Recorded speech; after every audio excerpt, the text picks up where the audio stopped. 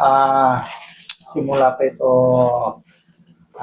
master, noong 2022, may issue ako ng mga sa lumbar.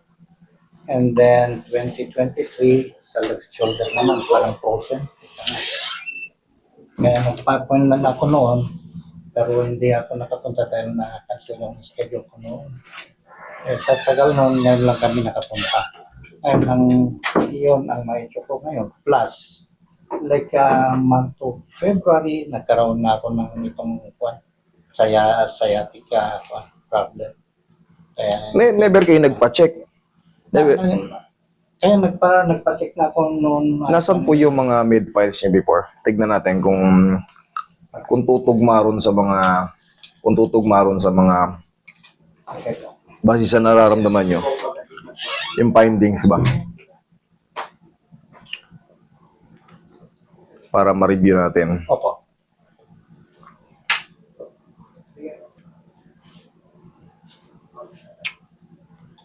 Age indeterminate rupture involving the insertion of the supraspinatus tendon. Wait, with mild tendon retraction but without evidence of muscle belly edema or fatty muscle atrophy identified. Moderate tendinitis involving the circularis involving the infraspinatus. Base rito sa shoulder nyo, nagkanda punit-punit yung mga tissue nyo rito. Okay, moderate subchromial space narrowing which although may be at least in part related to the aforementioned rotator cuff rupture, may also contribute to the chronic rotator cuff impingement syndrome. Okay sir, base rito sa sa katandaan lang. Nagkanda punit-punit yung mga, siguro sa mga pagkilos-kilos, na punit-punit yung rotator cuff nyo. Mayroon ding sa infraspinatus, supraspinatus, yung mga tendon nyo, yan, may mga tinatawag na insertion and rupture. Okay.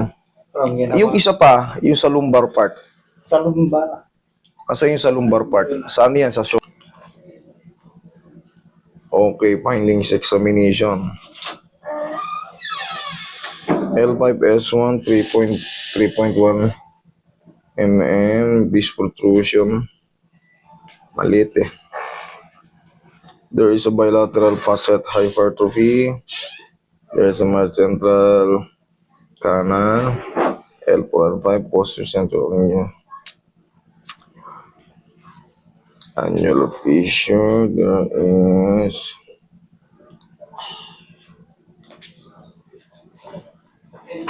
nangangawit kayo pag nakakaupo kayo. Hindi ako makupas. Kaya nga napapansin ko. Ayun sir, punit na ganun. Yung saan nyo naman sa L4, L5, tsaka L5S1, ito yung binabanggit dyan. Maliliit kasi yung sulat kaya ginaganon ko. Ayun po, nagkakaroon din ng punit din, ganun din. Kaya sabi nga sa akin nung last na check-up ko, gusto ng surgery. Pero sabi ko, medyo na gusto ko munang magpatingin sa'yo. Ano naman mo. Sige. Tagilid na kayo. Unahin ko na yung nyo. Para makaupo kayo na maayos. Sige, higa kayong patagilid. Saan yung mas masakit? Kanan? Sige. Yan ang parang ibabaw. Para makaupo kayo na matagal.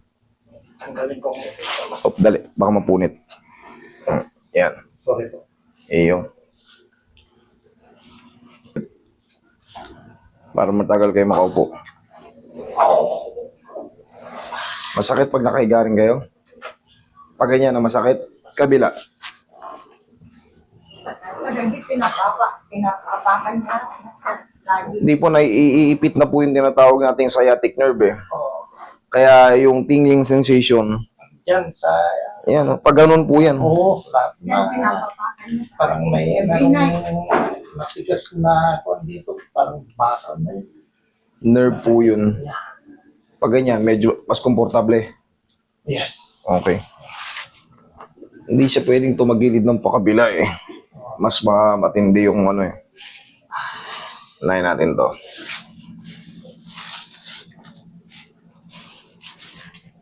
Relax lang akong lalabanan. Pero hindi pa kinoperahan. Hindi. Hindi. Okay, good. Kasi ayaw ko. Master. Tihaya kayo. Yan, tihaya.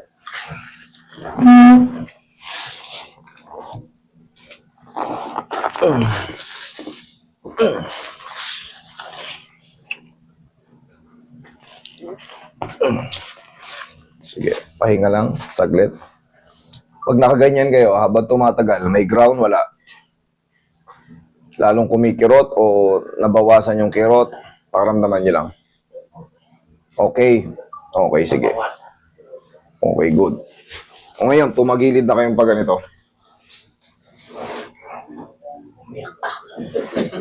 Bakit?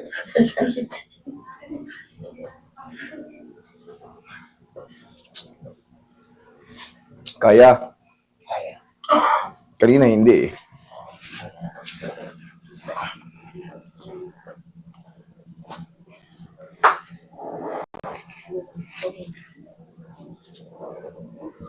Tihaya kayo ulit.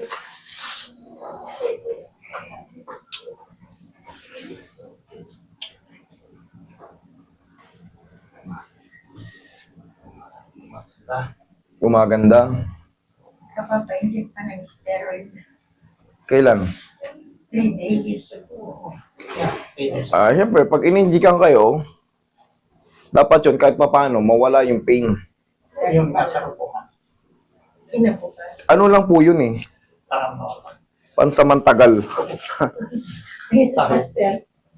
Pain reliever po yung ni-inject eh. Para, yung iba naman, na napapatungan yung yung may damage na body parts natin, kahit paano, tumatagal yung pain na nawawala. Pero syempre, talagang reliever lang talaga siya. Hindi talaga siya nakakapag-adjust. Ini-inject dun mismo sa sa pinaka-portion ng Pag makilos-kilos ka, wala na, yun na. Ngayon, kahit pa paano, sige, dyan ka lang. Traction na natin.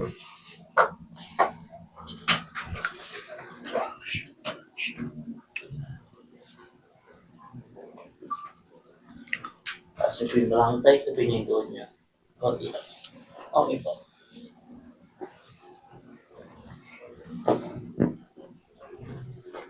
Relax lang. Inhale. Exhale. Diyan lang muna.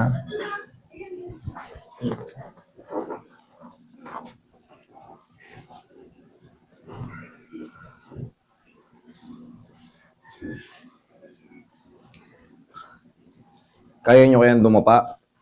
Subukan ko. Master. Sige, kung kaya nyo dumapa, ako pa kayo para ma-massage na yung likod nyo. Binaliktad ko yung karate. Binaliktad ko kasi. Sakto niyo po yung mga ito. Pag hindi kaya, patagilid na lang. Pero kung kaya, tuloy lang. Yan. Kaya? Kaya. Kaya. Very good. Kasi pag hindi kaya, kaya na ngayon. Sige, dyan lang kayo. Dyan lang muna. Pasingawin nyo lang. Aba.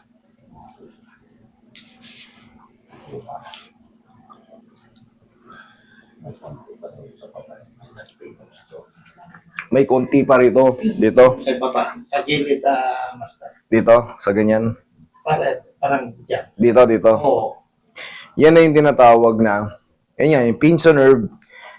Magre-regenerate yan yung mga nerve natin na na-damage way back 3 years ago. I-take nyo ng mga i-take nyo ng nerve, vitamin sa nerve.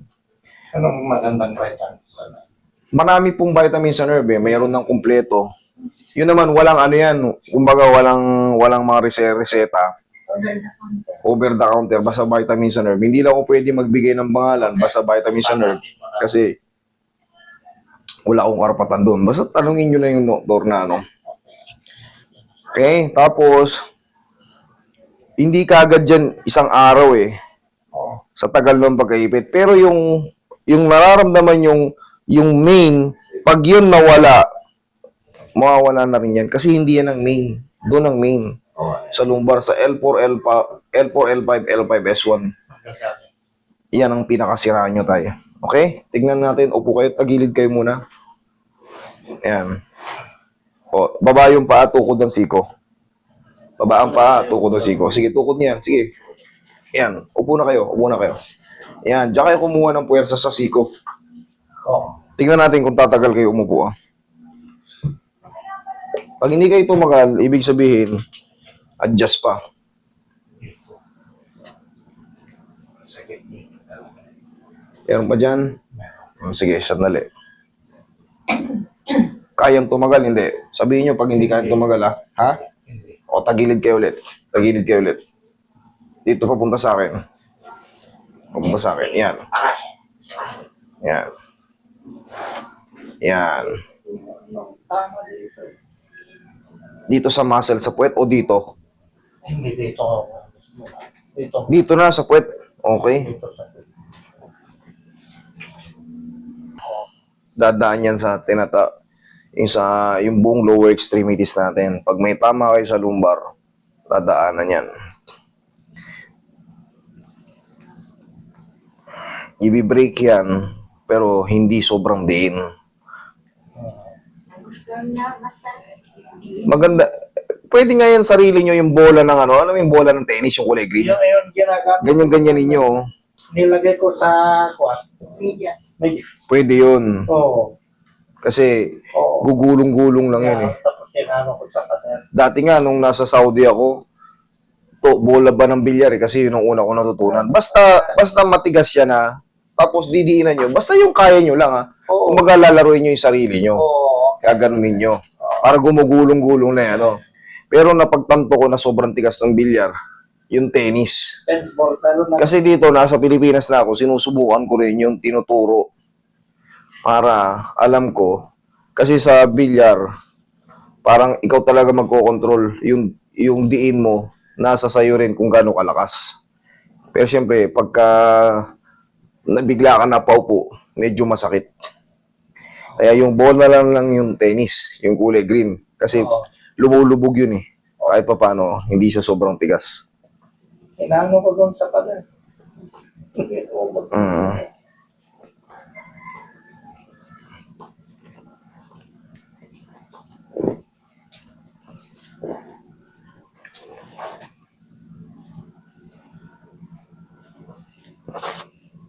Relax lang.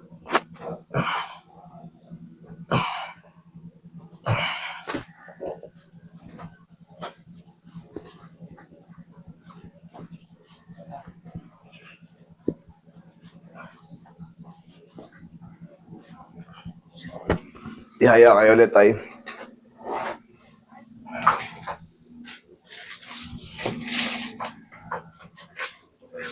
Boy.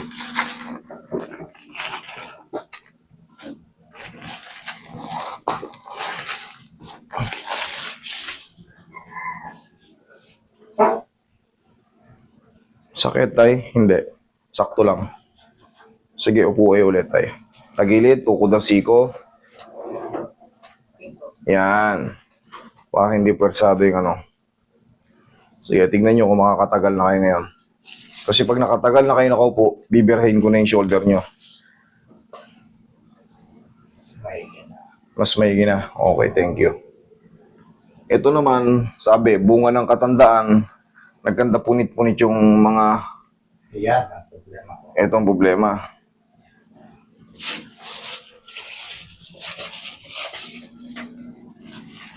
Relax lang.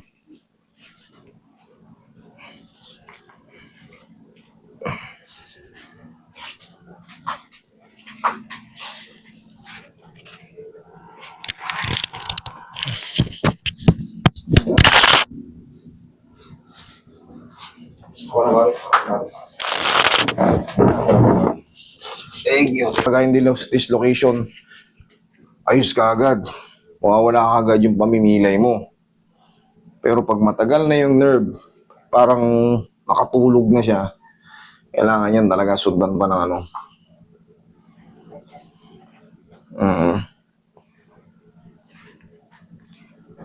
Tayo ka muna tayo, lakad ka. Tayo ka, lakad ka. Lakad ka. Ito mo na yung mga, dami mo nga. Hindi, pwede nyo pang inumin yun. Basta nakareseta sa inyo, kahit mga 3 araw lang. Tapos, yun nga, 3 to 4 days kasi yung ano niyan eh. Yung madalas kong binabanggit, 3 to 4 days, mas maganda pa yung magiging ano yan. Tapos, yung mga vitamins, kahit pa paano, mga ilang buwan kayo titiran nun. Okay naman kayo? Okay. O sige, upo kayo ulit. Paano? Upo kayo ulit. Wala na yung Meron pa rin, pero Mas pantay na siya maglakad. Ito naman sa shoulder nyo, ang exercise dito, ganyan-ganyan lang. Okay? Kasi yan, hindi na pwedeng overstretch eh, yung mga bitin-bitin. Punit na yung dito eh, punit na yung sa infraspinatus, supraspinatus, rotator cuff, puro punit na siya. Pero nakalagay ron, bunga ng katandaan, na hyperextend yun nung nag-therapy kayo. Or, yung mga stretching nyo na wala sa timing, kaya nagkanda punit-punit. Kaya ang ginagawa ko, hindi ko tinuturo yung mga super stretch muna, pagka alam kong super frozen, kasi mapupunit talaga siya. Ngayon, pagka totaling na-rupture yan, yung complete, mangangayayat yan. Ngayon, mga partial tear pa lang to eh. Pero siyempre, hindi na tayo sana aabot dun sa ano. Yung mga ganitong exercise, malaking bagay yan. Ayan. Mild lang yan, pero ang laking tulong yan. Oh.